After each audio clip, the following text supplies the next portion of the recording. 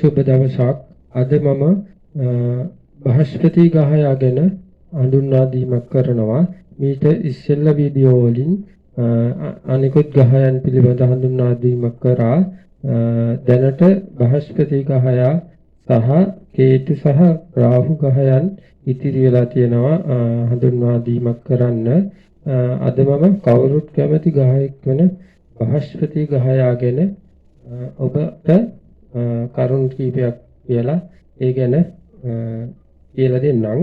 ජ්‍යොතිෂය ඉගෙන ගැනීමක් වශයෙන් කරන අයට ඉතාමත්ම වැදගත් වෙනවා. මේ මම මීට ඉදිරි වීඩියෝ වලදී ඉදිරිපත් කරන ලද දසාවල් ග්‍රහචාර ඒ පිළිබඳ අධ්‍යයනය කරන්න. එතකොට ඔයාලට ඉගෙනීමට පහසුවක් වෙනවා. ඉතාමත්ම සරල විදියට කියා දෙන අතර මේ ගොඩක් අවුරුදු ගණන් ඉගෙන ගන්න ඕන විෂයක්. ඉතාම කෙටියෙන් පහසුවෙන් තේරුම් යන ආකාරයට කියලා දෙනවා. ඉතින් ඔබලා මේ වීඩියෝ නරඹන අතරම අපගේ වීඩියෝ සබ්ස්ක්‍රයිබ් කරලා අපට සහයෝගයක් දක්වන්න. ඊට අමතරව බෙල් ලයික් එක ක්ලික් කරාම පහසුවෙන් වීඩියෝ එක ලබා ගන්න පුළුවන්. වීඩියෝ එකක් දැම්මට පස්සේ අහන්න තියෙන ප්‍රශ්න ගැටලු ඒවා කමෙන්ට් එකක් හරහා මගෙන් අහන්න. මම ඒවට ප්‍රතිචාර දක්වන්නම්. කේන්දරයෙන් බලා ගන්න අවස්ථාය මගේ WhatsApp නම්බරය ඉදිරිපත් කරලා ඇති. ඒකට එවන්න.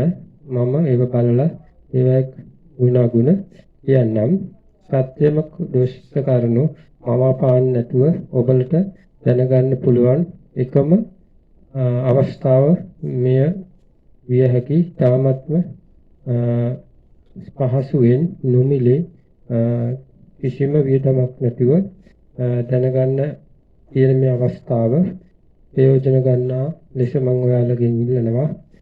එහෙනම් අපි වැඩි කතා කරන්නේ නැතුව බ්‍රහස්පති ග්‍රහය ලග්න 12ට ඒ කියන්නේ මේස උසබ මිථුන කටක සිංහ කන්‍යා තුලා වෘශ්චික ධනු මකර කුම්භ මීන මේෂ යන ස්ථාන 12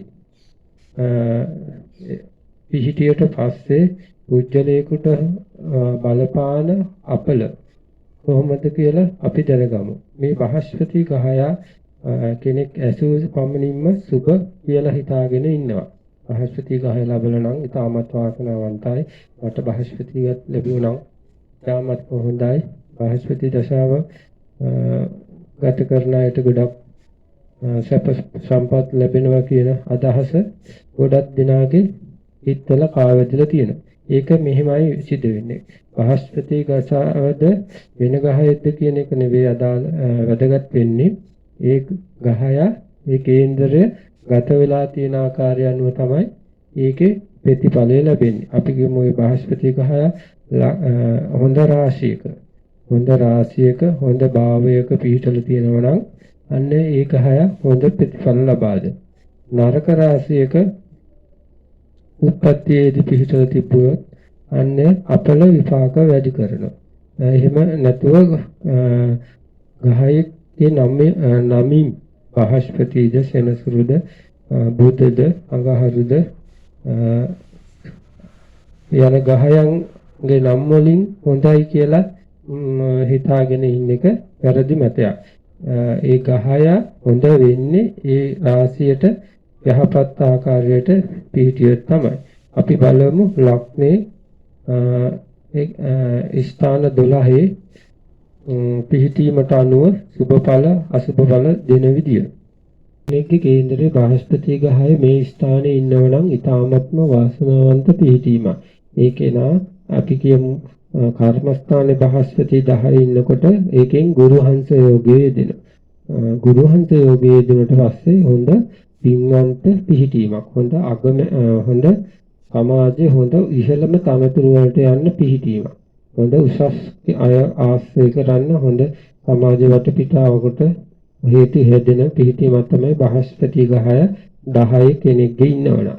ඒකෙන් ගුරු හංස කියන යෝගය දෙනවා. හැබැයි මේ බ්‍රහස්පති ග්‍රහය කෙනෙක්ගේ මෙතන ධනු රාශිය, මීන රාශිය, අටක රාශිය වුණොත් එයා ඊටාත්ම උසස් පිරිවරක් ලැබලා හොඳ අයගේ ඇසුර ලැබලා රාජකාරී තන්තුරු ලැබලා ඊටාත්ම හොඳ වාසනාවන්ත පිහිටීමක් තමයි බ්‍රහස්පති 10 කර්මස්ථානයේ එහෙම ඉන්නකොට එතකොට යෝගයි. ධනුවේ ඉන්නකොට ගුරුහංස යෝගෙත් තියෙනවා රණහංස යෝගෙත් තියෙනවා. මීනේ ඉන්නකොට භූමිපාල කියන යෝගෙත් තියෙනවා ගුරුහංස යෝගෙත් තියෙනවා. අටකේ ඉන්නකොට ජයසිද්ධි යෝගෙත් තියෙනවා ගුරුහංස යෝගෙත් තියෙනවා. එතකොට ඒ යෝග තියෙනකොට යා ඊටාත්ම වාසනාවන්ත ජීවිතයක් ගත කරන්න හේතු වෙනවා. උසස් රාජකාරී පළතුරු ලබන හොඳ අධ්‍යාපනයක් ලබන හොඳ විවාහයක් ලබන ඒ දේවල් ලැබීමට පිහිටීම් තියෙනවා.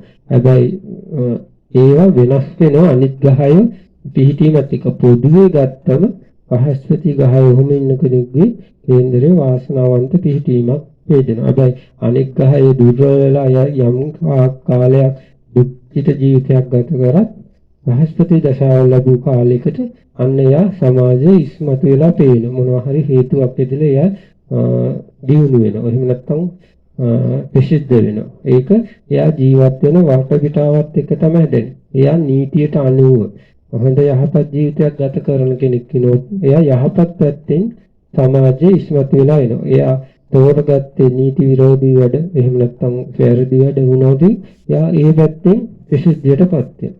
අන්න එහෙම වෙන්නේ අන්න මේ වගේ යෝග යෙදিলা ඒව ගැන දැන් තේරුම් ගන්නතුව ජීවිතයේ ඔහි ජීවත් වීමට හේතු යෙදුනොත් පමණයි. එහෙම කෙනා ජීවිතේ සැපත ලැබුවට ඒක පවත්වාගෙන යන්නේ නැතුව දන්නේ නැතුව ඒ සැපත නිසාම දුකටපත් වෙනවා. සැප අසීමිත ලෙස භුක්ති විඳින්න වැරදිකම උපයෝගී කරගන්න ගියොත්. හැබැයි මුල් ඉඳලා හොඳ ජීවිතයක් ගත කරන ආගම වයහමට ලැබුණු කෙනෙක් වුණොත් අන්න එයාගේ ජීවිතේ ලස්සන කරන වාසනාවන්ත කරන. හැබැයි මේ රාශි මෙතන මේ රාශි නොවි කෙනෙක්ගේ මේස අර හොඳ වුණාට එයා 10ට හොඳ වුණාට කර්මස්ථානට ගුරුහංස යෝගයේ දෙනවා අර කලින් කියපු යෝගයේ දෙන්න. මොකද මේ රාශි වලට බ්‍රහස්පති හොඳ නැහැ. බ්‍රහස්පතිට අයිති රාශි නෙවෙයි. ඒ නිසා අර හොඳේ කියපු දේවල් සමසේ තමයි ලැබෙන්නේ. හොඳ නරක සමසේ. හැබැයි තෝරගන්නේ මේ දෙකෙන් වැරදි ක්‍රමේ නම් වැරදි පැත්තෙන් හොඳ වෙනවා. වැරදි පැත්තෙන් ඉස්සරහට එනවා. හැබැයි කාලකදී ඒව විපාකත් හම්බ වෙනවා. එයා තෝරගන්නේ හොඳ පැත්ත නම් යම් තාක් හොඳ ජීවිතයක් ගත කරන්න පුළුවන්. අර වැරදි පැත්තේ දුක්ඛිත පැත්තකුත් ඇති කරන. යහපත් ජීවිතයක් ගත කරන්න ඒ තරම් ලේසි නැහැ. හැබැයි උත්සාහ කළොත් බැරිත් නැහැ. අන්න ඒ වගේ තත්ත්වයක් තමයි මේෂ මකර වෘශ්චික රාශි වෙලා 10 කර්මස්ථානේ බ්‍රහස්පති නොහොත් ගුරු ග්‍රහය කේන්දරේ ඒක රාශිගත වුණොත් තමයි ඒ තත්ත්වය දෙන්නේ. අපි බලමු ඊළඟ රාශියට කොහොමද කියලා බ්‍රහස්පති ග්‍රහයාගේ දශාව අනුව යෙදෙන්නේ කියලා.